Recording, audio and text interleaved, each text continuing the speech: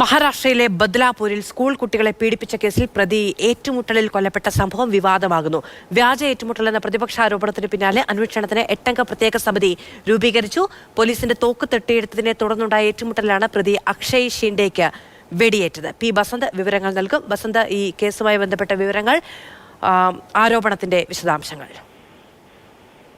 മഹാരാഷ്ട്രയിലെ ബദ്ലാപൂരിലാണ് 2 സ്കൂൾ കുട്ടികളെ പീഡിപ്പിച്ച സംഭവം ഉണ്ടായത്. വലിയ വിവാദമായിരുന്നു.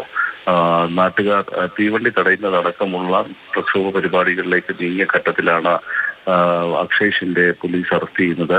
ഏകദേശം 2 ആഴ്ച മുമ്പായിരുന്നു അറസ്റ്റ് ഉണ്ടായത്. പക്ഷെ അദ്ദേഹത്തെ ഇന്നലെ പോലീസ് വാഹനത്തിൽ കൊണ്ടുപോകുമ്പോഴാണ് ഏറ്റുമുട്ടൽ ഉണ്ടായത് എന്നാണ് ഇപ്പോൾ പോലീസ് പറയുന്നത്. എന്നാൽ തോക്ക് പിടിച്ചു വാങ്ങി പോലീസിന് നേരെ നിറയൊഴിച്ചു എന്നാണ് പോലീസിന്റെ വാദം. അതേസമയം ഇത് വ്യാജ ഏറ്റുമുട്ടലാണെന്നുള്ള ആരോപണവുമായി പ്രതിപക്ഷം രംഗത്തിറങ്ങിയിട്ടുണ്ട്.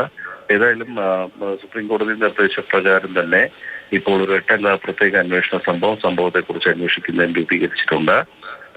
അതേസമയം അക്ഷയ് ഷിൻഡെയുടെ മരണവുമായി ബന്ധപ്പെട്ട് ജനങ്ങൾ പോലീസ് സ്റ്റേഷന് മുന്നിൽ പടക്കം ഒക്കെ പൊട്ടിച്ച് വലിയ ആഘോഷമായിരുന്നു എന്നുള്ള റിപ്പോർട്ടുകളാണ് പുറത്തു വരുന്നത്.